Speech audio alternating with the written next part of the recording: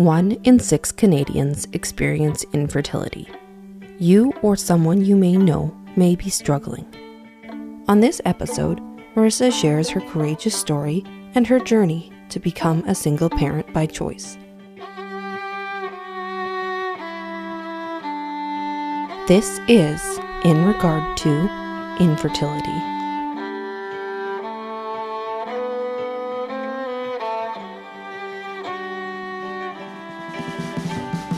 Marissa knew she wanted to be a mother at a young age, from babysitting to being in a close relationship with her 4 sisters. She dreamt of the day she would have children. Married at 21, Marissa wanted to start trying to become pregnant right away.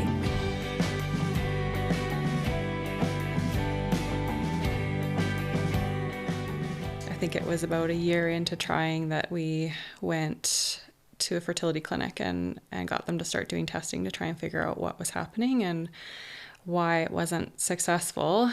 They did an ultrasound and found that I had a cyst on my right ovary, the size of a softball, massive cyst. So we booked surgery right away, and during that surgery, the doctor found endometriosis as well. So cleared all of that up, and I lost half of my right ovary in that surgery. So the doctor wasn't sure if that was going to, if my right ovary would produce eggs after that or not. But the left one seemed okay, so they said I should try right away to have kids, because once you have the surgery to clear out endometriosis, that's your best shot at getting pregnant if that's the issue. But that relationship ended as I was recovering from surgery. So then I took a break for a little while, decided to go back to school and get my degree. And then I met somebody else and we started dating and talked about kids, but wanted to wait until I finished my degree. So yeah, I finished my degree, and pretty much immediately after that went to the fertility clinic here. So I had moved from Alberta to BC and went to the fertility clinic in Kelowna. And I was dating a woman at the time, so we went and talked to them about sperm donors and started looking into that process and what that would look like. So we ended up doing IUI, which is Intrauterine Insemination. Intrauterine insemination is a process where sperm that has been washed and concentrated are placed directly into the uterus in hopes of fertilization. And did that 8 times unsuccessfully. Heavens. Yeah. So then I did a bunch of testing and stuff as we started doing IUI, and there was no major concerns, except that they knew that I had a history of endometriosis, which can cause problems, but it's really hard to detect without actually doing surgery. So I ended up going back in for surgery 2 more times. One was an exploratory surgery just to see what was going on, and then another to remove polyps that I had in my uterus and get rid of the endometriosis that was there, but still was not successful with IUI. So at that point, they suggested IVF. Marissa's partner could not carry a pregnancy due to complications, as well as she had no desire to be pregnant. I always really wanted that experience of carrying and feeling a baby move, and I just thought that was like such a cool experience that I had to have in my life, and she didn't feel the same, so it was just the obvious choice for me to be the one to do it. Dealing with infertility takes its toll on relationships, bodies, but most of all, our minds. After all the medications, the procedures, the waiting and wanting, to not be pregnant each month hurts extremely. But you don't have a lot of time to grieve. You have to start the process all over again. It was such a roller coaster. I just every month would take the disappointment and jump right back into the next month. Just keep trying. They told me after the 5th one that I should switch to IVF, but financially the difference between the 2 procedures is huge. Right. And so the thought of paying for IVF was just overwhelming. The first time they mentioned it to me, I was like, no, let's just it's going to happen. We're just going to try a couple more times. We switched donors halfway through. Thought maybe this isn't the right donor. Right. Try something else and see. After 8 rounds of IUI, switching sperm donors, and the fertility clinic's suggestion, Marissa made the decision that she was ready to try IVF. IVF works by using a combination of injectable medications and surgical procedures to help sperm fertilize an egg and help the fertilized egg implant into the uterus. IVF is difficult on its own, but the city of Kamloops does not have a fertility clinic. Marissa would have to drive round trip 4 hours every second day to have blood work and an ultrasound in preparation. She did this for 4 months leading up to her IVF treatment. I was going to counseling throughout the whole time. Awesome. To emotionally process it. Honestly, that's the hardest part. Like the physical part is hard, the hormones and the drugs, and then you're on them for a couple of weeks and then it's not successful and you come off of everything and your body detoxes, you let yourself have a period and then start again a week later. So that part was like quite a roller coaster physically, but more so emotionally, to just have to jump right back in so quickly every time, without a lot of time to recover in between. And I mean, I could have taken breaks in between, and I did a few times skip a month or whatever, but as you get older, the time is ticking, right? Yeah. I was in my 30s and wanting to have a couple of kids before 35 was my thought. Yeah.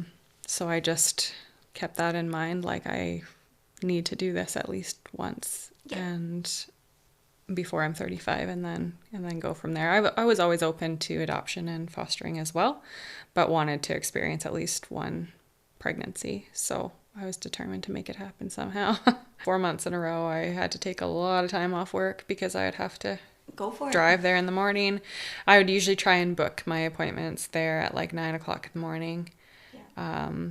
Leave super early, get there as soon as they open. And literally all they would do, it was like a 15-minute appointment.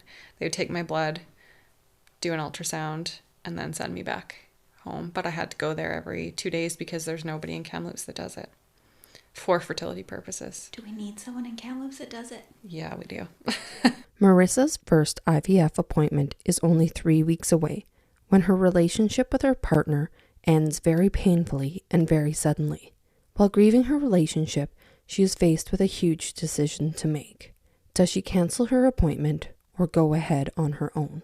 It was 3 weeks later that I went in for that consult, and by the time I got to that consult, I was pretty set on doing it on my own. I went to counseling. I was going to counseling a lot around the breakup and just afterwards. And at first, when we split up, I was devastated because for some reason in my mind that meant that I wasn't going to have kids. I don't know why. You just sort of think you have to have another person. Absolutely. That's just the norm. You have a partner and you have children together, and choosing to be a single parent had never crossed my mind. That was the first time. Yeah. Because before you were so dedicated to having a child with a partner. Yeah. So in this short period of time, Yeah. you had to make that wild decision for yourself.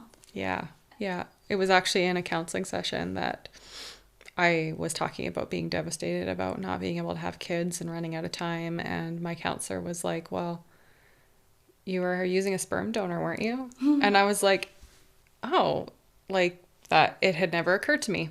That you could do this. Literally never had occurred to me that I could do it on my own. And so then I was like, okay, I'm going to do this. Like, it always was the most important thing to me. And I think part of why some of my relationships didn't work out was because I was so hyper-focused on being a mom.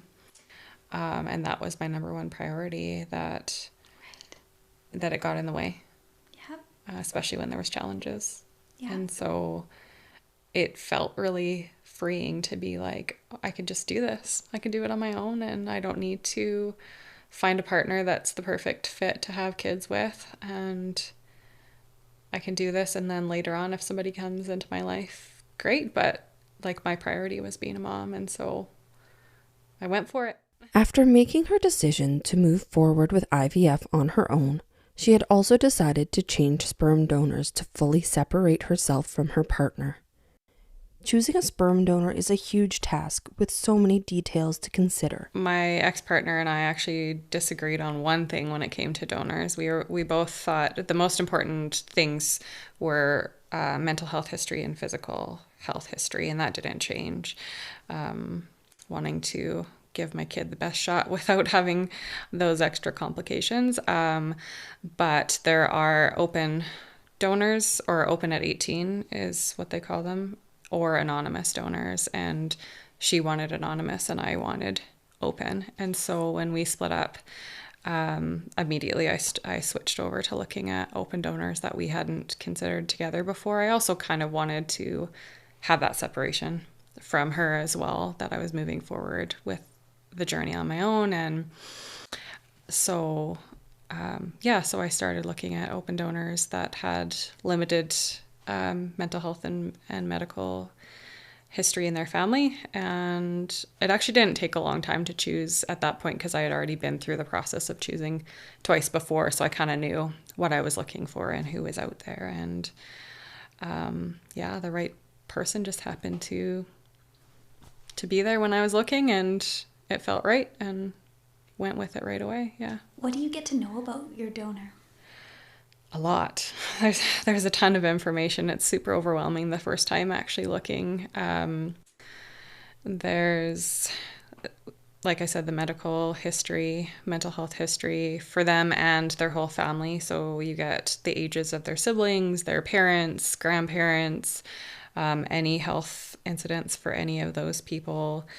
They do personality tests, genetic tests. What else is there? They do an interview with them about, some of their childhood memories, things that are important to them, maybe why they donated.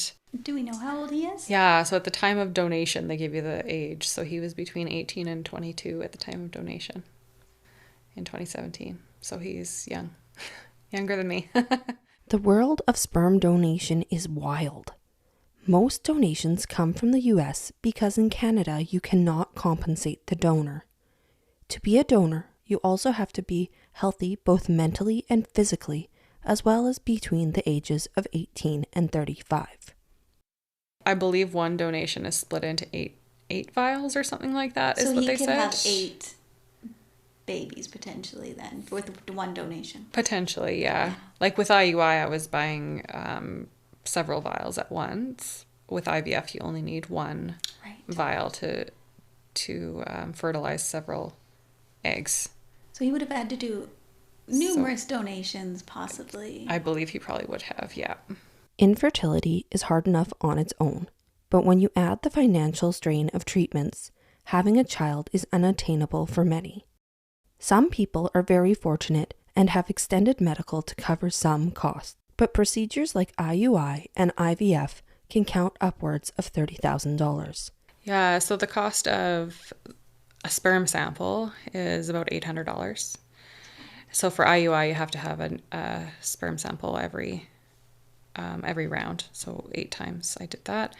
And then the actual procedure is about, I think it was about $250. So about $1,000 a month for IUI. Wow. And did that 8 times. IVF is a total of about $30,000 if you don't have any coverage.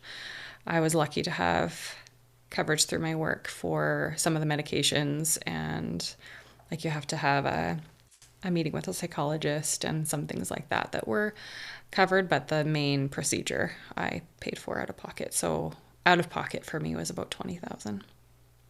Was that quite a financial burden to you? Yeah. To undertake? Yeah. Yeah, I'm still paying for it. You're still, Yeah.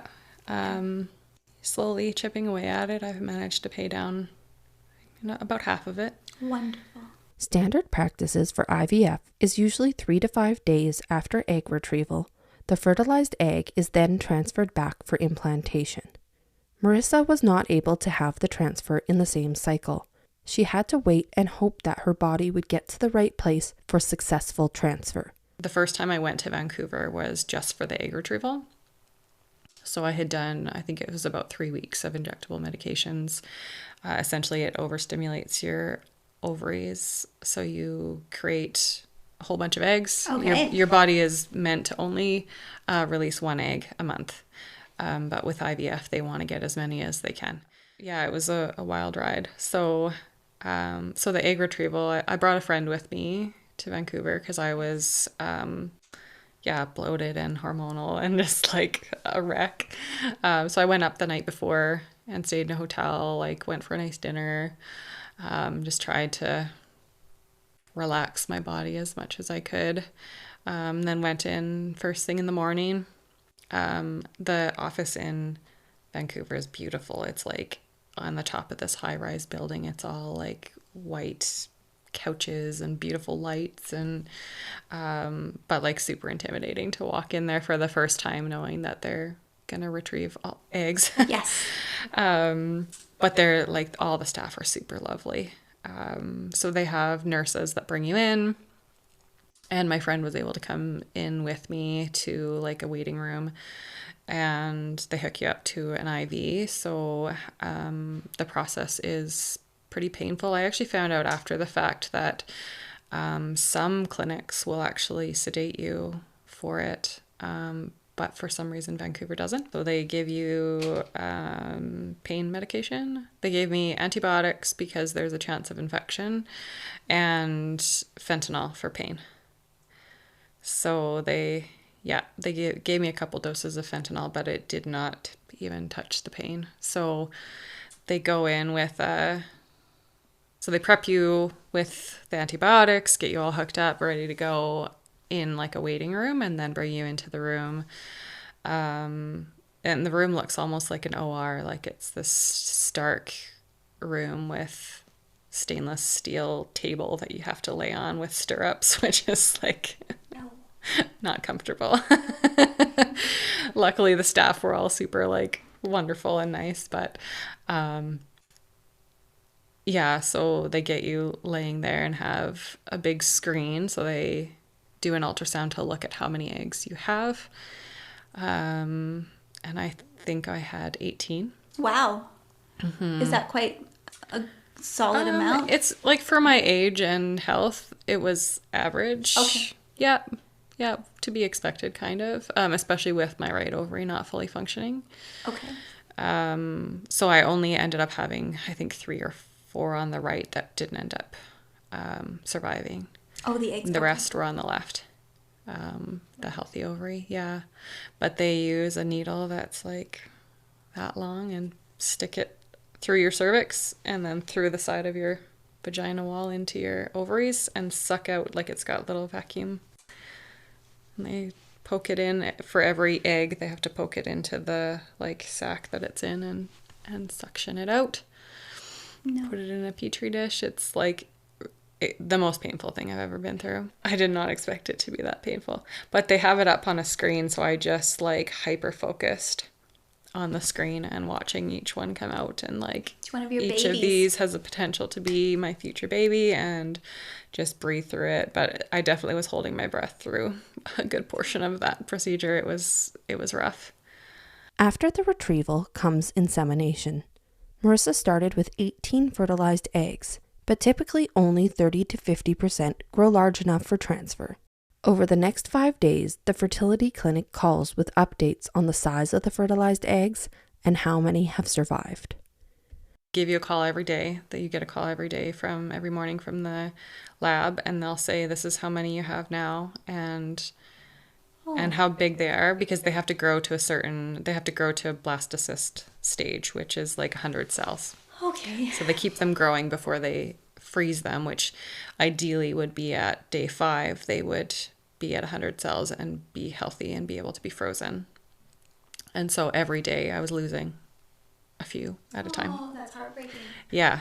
After waiting 5 long days, Marissa received her final embryo count. I couldn't think of anything else. Yeah. Just constant, like, wondering how many I was going to have and if they were going to be healthy and successful. So at the end I had 7. 7 out of 18. Yeah, that had grown to day 5. And how many eggs do you still have there? And do you still have eggs there? I do. Thank heavens you don't have to do it again. Yeah.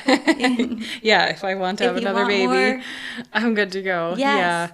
So they only transfer one at a time unless there's some reason to do 2 or 3 or to think. Yeah. But they strongly told me that I should just do 1. So then you have 6? So I have 6.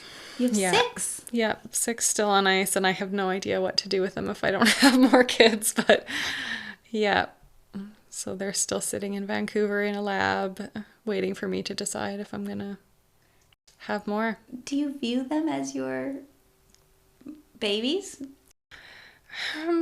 That's a good question. Yes and no. Like, I'm definitely more emotionally attached to them than I expected I would be. Yeah. Like, the thought of just destroying them, like, I don't know if I can. Yeah. Because that's the option. You either keep paying for storage forever. So you're paying for storage on those little ones? Yeah. Every year I pay a storage fee to keep them there. Is it okay if I ask what a cost of a storage fee is for 6? Yeah. I don't think it matters how many you have, but it's $300 a year to keep them there. Okay. Yeah.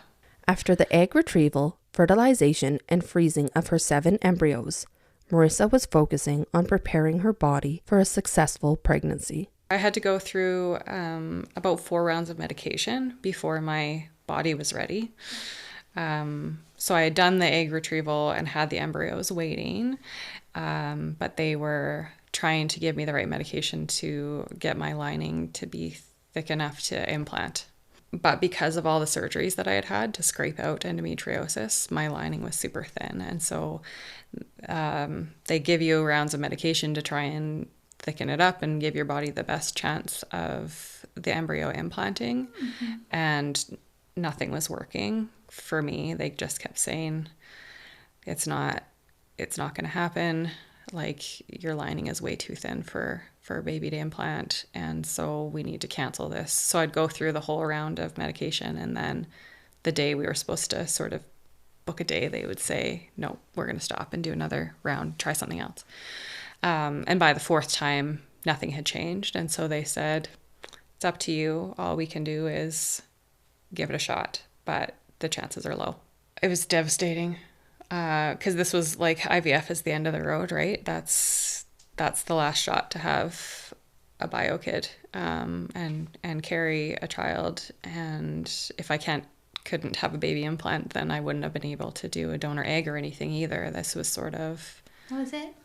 That or adoption, which would have been okay too, but I really wanted to experience pregnancy. Marissa decided to move forward and take the chance of embryo transfer, not knowing if it would result in pregnancy. So I had to go back to Vancouver for that. So I ended up going with a different friend that time and spent some time on the beach meditating and trying to calm myself to be ready to carry a baby. And then went back to the clinic and they do the transfer. And the embryo transfer is like 1,000,000 times easier than the egg retrieval.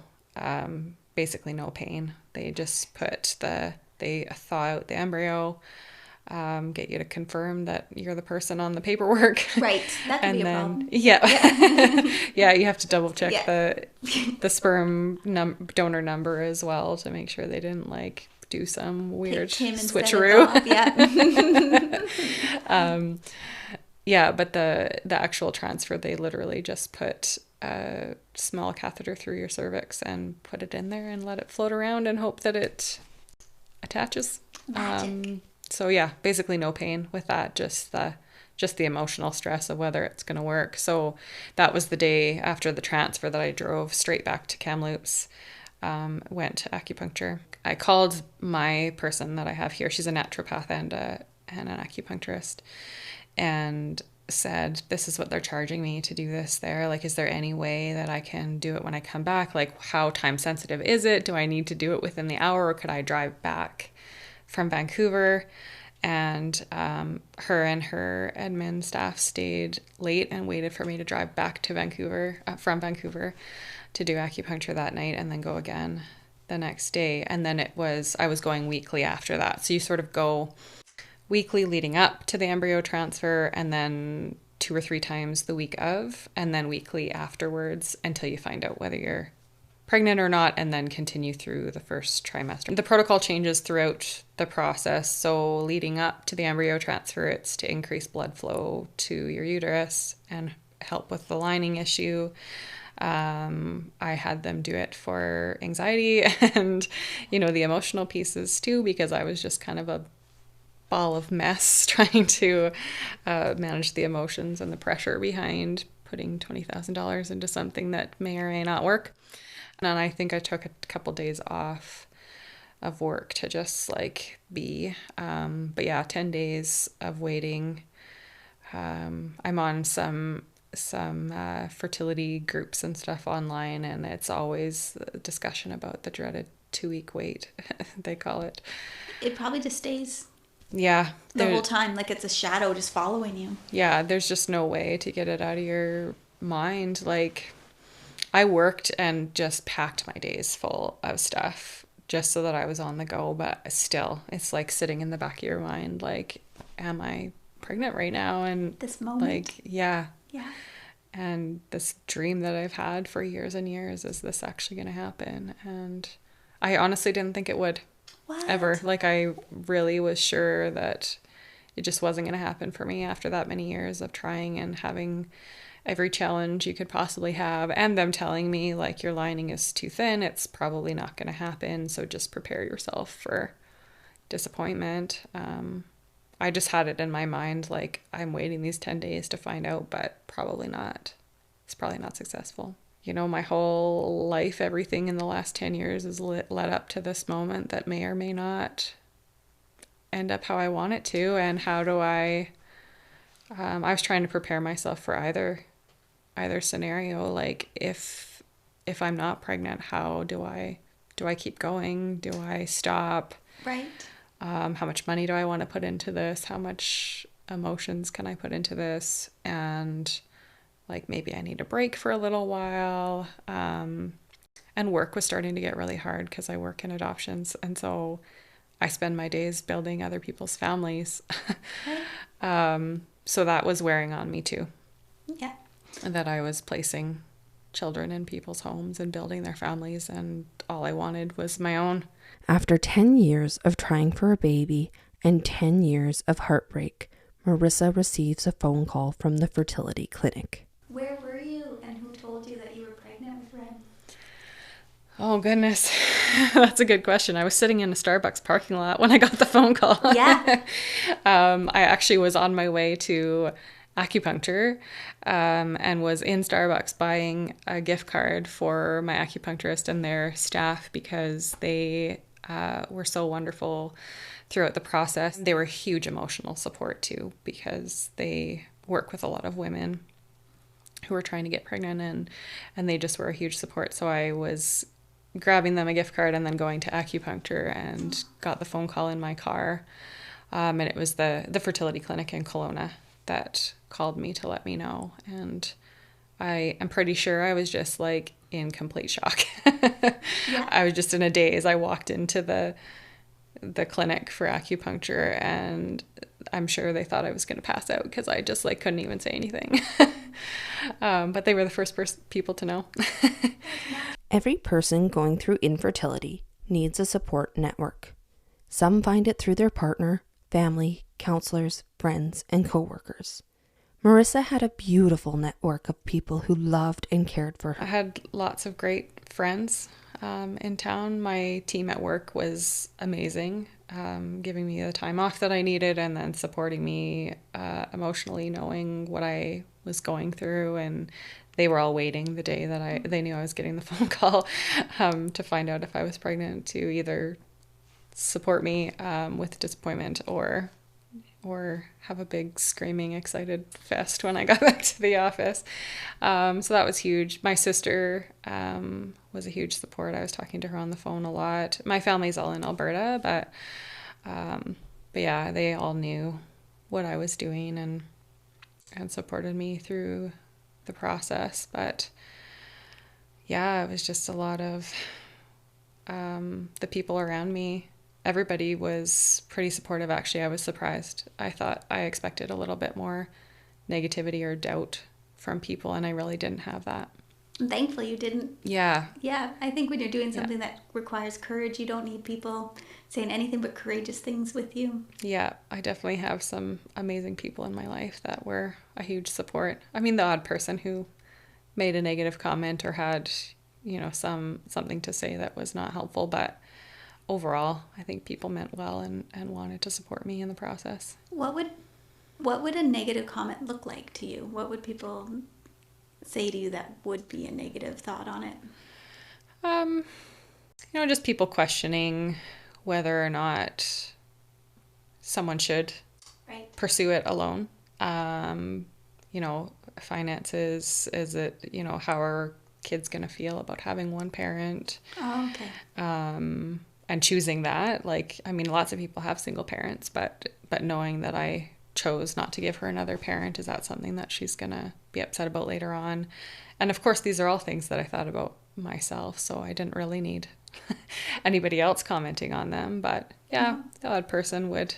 Marissa is finally pregnant. She has waited so long to carry a child and feel the beauty of pregnancy.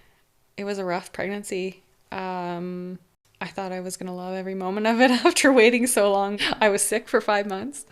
Yeah, I went for vitamin injections to manage the nausea.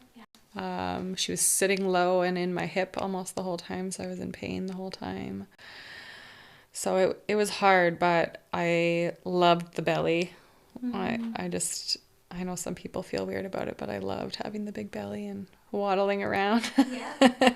I was terrified for a long time of miscarriage or something going wrong, because every attempt at having a baby prior to that had not ended well, and so I just kind of had prepped myself for disappointment or some sort of health concern or something. Like, I just was worried that it was too good to be true and there's no way I was going to end up with a healthy baby at the end of it. And I know it sounds super negative. I'm not usually a negative person like that, but it just was such a long journey that by the time I got there, it just didn't feel real. And yeah, it wasn't until she was moving and I was going for regular like ultrasounds and checkups that I was like, okay, everything seems good.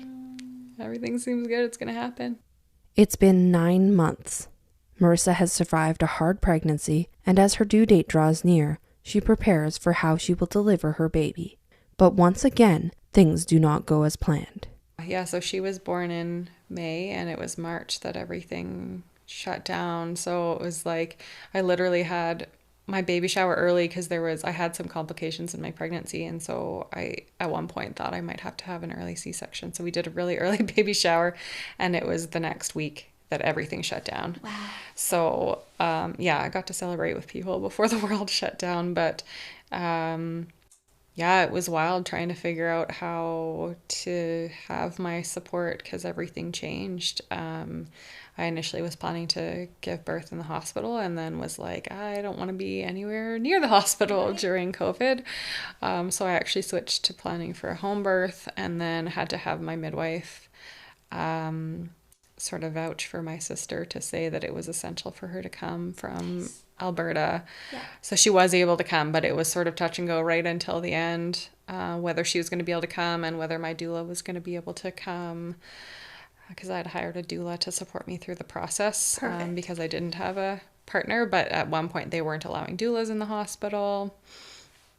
Anyway, yeah, it worked out that my doula and my sister were able to be with me on the day of. The day of delivery was rough. I had hoped to have a home birth, a water home birth, and had planned for that because of COVID, and ended up having to transfer to the hospital. She got stuck in the transverse position, which basically means her head was stuck in my hip, facing my hip, and they couldn't get her to shift. And so we ended up going to the hospital, and then,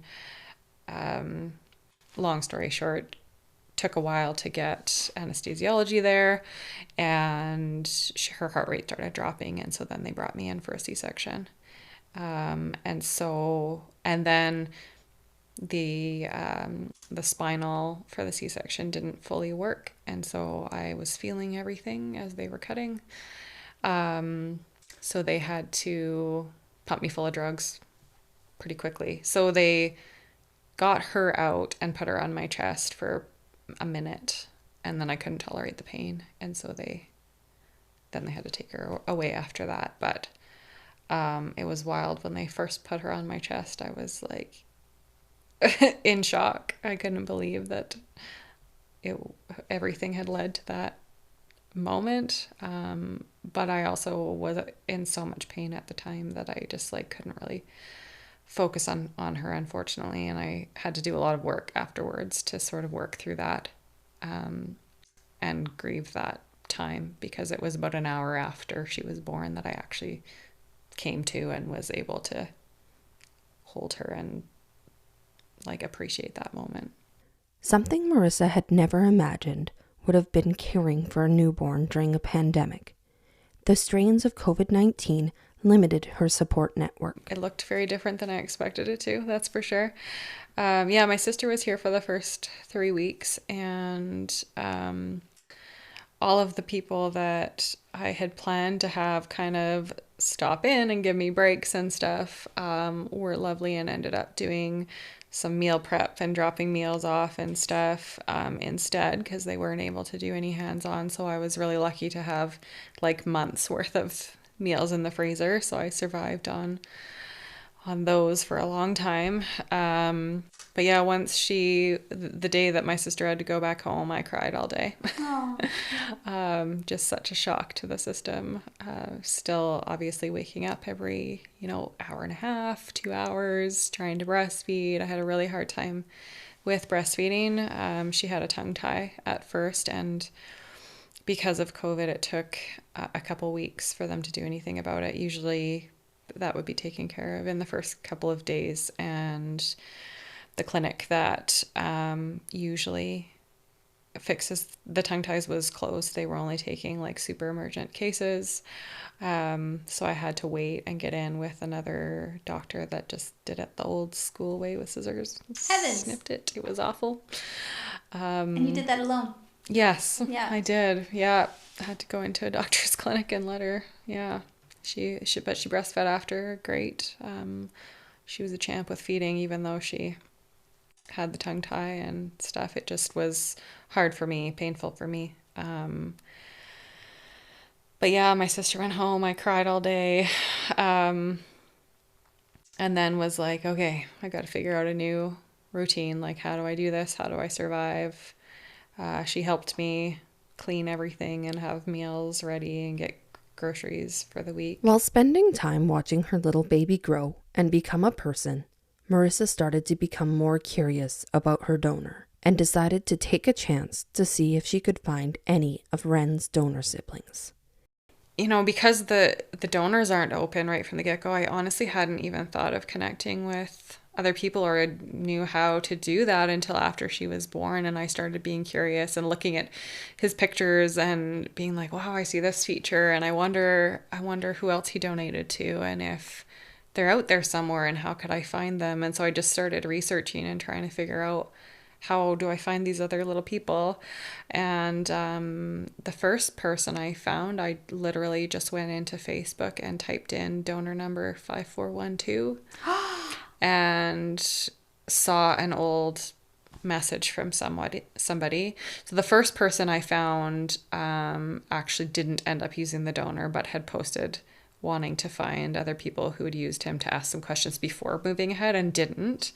So that was like a huge disappointment because I thought I had found somebody and then I didn't. But then through the sperm bank, there's also a Facebook page. So I searched their Facebook page, and that was the first mom I found. She had posted on there saying that she had used that donor and wanted to connect. And she had posted that probably a year prior and had never found anybody. And so she's actually the one that I have been in touch with the longest and has the oldest of all the kids that I know of. So I was able to find out that he donated in 2017. So all of the kids that would have come from his donation would be, young still. So I got in touch with the one mom through that Facebook group. And so we have been in touch since Ren was about 3 months old. Oh. Yeah. Her little one is now 2 and Ren just turned 1. So they're a little over a year apart. Oh my heavens. Yeah. So we just started chatting on Facebook and have stayed in touch. We talked a lot in the beginning about their physical features because they look super similar. Oh my gosh. But then we talked about development and, personality characteristics and so many similarities. It was wild. But then I think it was about, I'm trying to remember how long ago, maybe 6 months ago. I also had registered for the donor sibling registry, which is a paid registry to find donor siblings. So I got a notification on there that there was somebody that had popped up with the same donor number. So I got in touch with 2 more families through that. And then once we had sort of a group of us, I decided to create the Facebook group that you were talking about. And I named it with his donor number so that anybody that Googles it or Facebook searches can easily find us. Right now there's 6 children total, including Ren. I know there's one more out there that just in the last week had sent me a message, but I'm waiting to hear back from her to see if she's going to join the group or whatever. But the bank was able to tell me that there's 15 to 20 children out there. No. Yeah. So I contacted them to find out how many, because I was just curious how many people I should be trying to track. Are all these babies in Canada? No, only one. Only Other one's one. in Canada? Yeah. And the rest are in the States so far. I believe they would all be in North America, but I think there's a possibility they could have been, some samples could have been exported to Europe. But so far it's all been Canada and US. So yeah, so found 2 through the donor sibling registry, the first one through Facebook, and then somebody else found our Facebook group once I created that. And then another person through a different Facebook forum. Do you want to get all the babies together, or is it just to keep a little bit of distance between you guys? I would love to have in-person contact. There's sort of varying views on that between the parents. Okay, some are apprehensive. Yeah. Some were even cautious to have contact at all. One person joined just looking for extra sperm samples, because you can buy extra samples and store them off site. And so she was wanting to have a sibling for her little one with the same donor, and there's no sperm samples left at the bank. So she was looking for other parents who might have extra to give. There are a few other families that are possibly interested in doing IUI again and can't access the same donor unless they've already paid for and stored samples. Would the sperm bank reach out to him and say that he's in hot demand and he needs to come back, or is that not a thing? Yeah, you can go through a reactivation process. Yeah, it's expensive though. You have to pay for them to come back in and do testing and be willing to donate again. And you can only do it if you already have a child with that donor, because there's a limit on the number of families that he can donate to. So he's already reached the limit. But when it comes to siblings in the same family, you can use the same donor. Every once in a while I pull out the book. I've printed off all the information on the donor and put it in a book with page protectors so that Ren can have access to it as she grows up. But I every once in a while pull it out and flip through it and look at the pictures and the information. And I'm like, this is wild that I have a baby with this guy. How do you explain to your child about their bio dad? How do you make it normal for them? Marissa had been working on this for a long time and still doesn't know the exact answer, but she believes in being open and honest from day one. It's so hard to do it right, but that's why I've joined groups that have other donor-conceived adults, because I want their input on what their parents did right and wrong and what they would have wanted to have. And so I've had lots of conversations and read through conversations online about how that went for people, good and bad. There's lots of books out there. So there's a Donor Conception Network in the UK that puts out parent guides and children's books. And so I've purchased those to help with the process, and then a couple of other books. So I have some general books about like how babies are made, so that I can explain the biological process, and that I didn't have somebody that had sperm that I was in a relationship with, and so I needed to get a donor instead, and that they used my eggs, and a doctor helped with that process. So that's sort of the beginning of the conversation, is just to talk about the facts of biology and how it works, and that I needed a little bit of extra help, and a donor to do that. And and then I'm going to try and be open with her about language and give her different titles that she can use for him, and she can decide what feels right to her or change it as we go or whatever. But I definitely plan to give her access to all of the information right from the get-go, and talk to her about it in a way that she can understand and add to the story as she gets older. When she's 18, she has the opportunity to go and meet him. Is that correct? She has the opportunity to get his contact information. Okay. Unfortunately, there's no obligation on his part to actually meet her. Yes. Or even really have a conversation, which is too bad. I wish that was an option. I wish it was an option to know him now. If it's too bad that the only options are completely anonymous or anonymous until 18, because if I could have a relationship with him now and she could ask him questions as she grows up, I would totally be on board for that. Kids are always curious about traits that they get from a parent or whatever. I see that in my adoption work all the time too, that kids are just curious about where they come from, and where did this physical trait come from, or where did this talent come from that I have that's not connected to mom, or just for her to be able to, as things come up, be like, hey, was there anybody in your family that really was musical or liked art, or things like that. This past spring was Ren's first birthday. Does Marissa hope to one day conceive a child with her remaining embryos? When I think about the embryos, I'm like, yeah, let's do it again. But right I now, even think of the embryos as they were other just babies. waiting. Yeah. I know. Yeah, it's hard to think of letting them go, but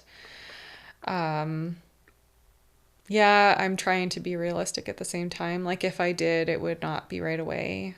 I'm currently living in a 1-bedroom basement suite, so obviously that has to change in the next couple of years. I'm working on buying a house and, getting back into my career, and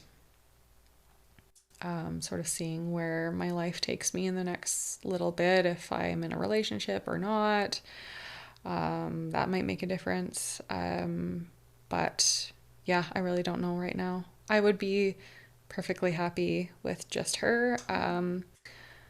But I have 4 sisters myself, and so part of me is like, oh, I love having siblings and I would love to give that to her, but I have to be realistic that if I'm single and, finances are a thing, and paying for daycare, and I want to be able to give her a good life where she can do extracurricular activities, and we can maybe travel and meet her donor siblings. So I have to plan financially for that as well, to be able to travel to the States and meet them. And she's got cousins that are close in age, so we'll hopefully spend lots of time with them in Alberta and stuff too. So lots to think about. So what, after all this build-up and all this fight to get this little baby, what is the best part of being a mama? Oh my God. So many great parts. She's so wonderful.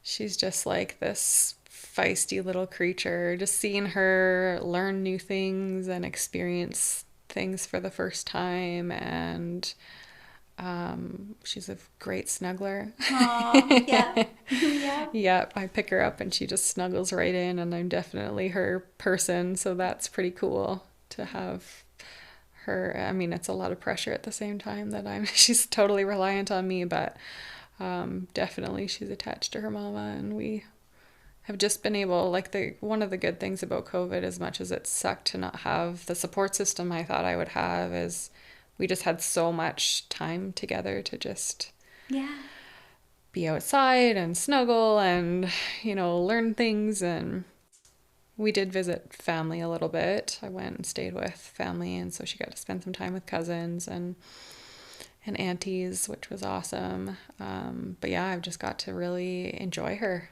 and love every moment of watching her grow. It happens too fast. It does. Time flies. Yeah, it's unbelievable. I cannot believe she's one. I just pinch myself every day. Through all the trials, ups and downs that life and the universe has thrown at Marissa, she is open and happy to be there to listen and support others going through the difficulties of infertility. Before we said goodbye, we asked Marissa for advice that she would give to others.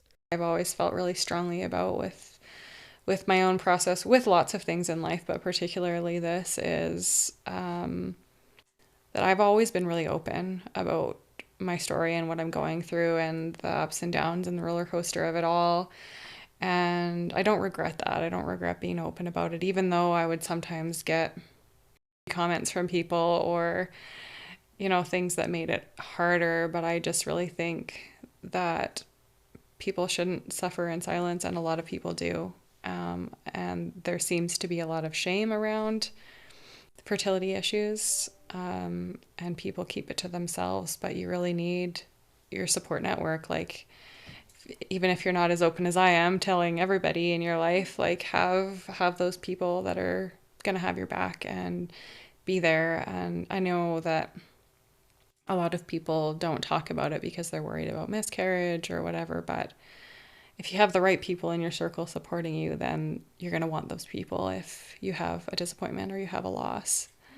And I think it's important for people to talk about it and know that it's like lots of people are going through it. And just me being open about my story led me to meet a lot of other people who were going through it and hadn't talked to anybody about it. I had lots of people come to me throughout my process before and during pregnancy and talk about their own journeys because I had been so open and people knew and they needed somebody to talk to but wanted somebody that got it. And so yeah, I think don't hide it. It's like, it's nothing to be ashamed of. It's super common, and we need our tribe of people to get through those tough things in life.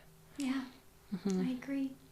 We like to end our interviews with a question, and the question is, what do you love about yourself? I guess just that, talking about my story, that I've been able to have the strength to make some super hard decisions to get to where I am and to be happy in my life and embrace the unknown.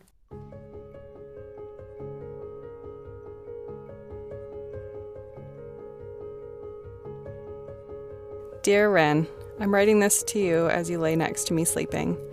I didn't want to put you in your crib tonight because I want to soak up every moment of snuggles with you. I still can't believe you're a year old and always pinch myself wondering if this is real. I spent so many years dreaming of you. Every heartbreak, surgery, injection, medication, and procedure was so worth it to be right here in this moment. I was honestly starting to wonder if I was ever meant to be a mom, but I think the universe knew I needed to wait for the perfect moment to have you. 2020 was a hard year for a lot of people, but I will forever remember it as the year I became your mom. I will never forget the first time I heard your heartbeat or the first time I felt you kick.